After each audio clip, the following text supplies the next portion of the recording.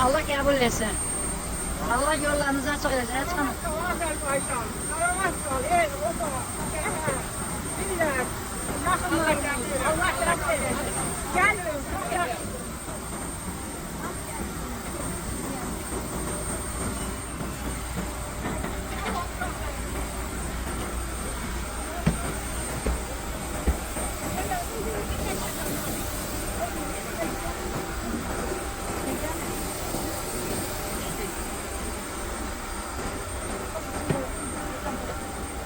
Allah kabul etsin. Açık hanım. Yolun açık olsun.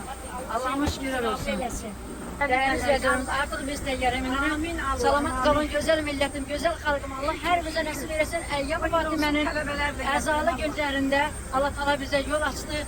Peygamber balalarının ziyaretine gittik. Allah kabul etsin. Esselamu Aleyküm ve Rahmetullahi ve Berekatuhu.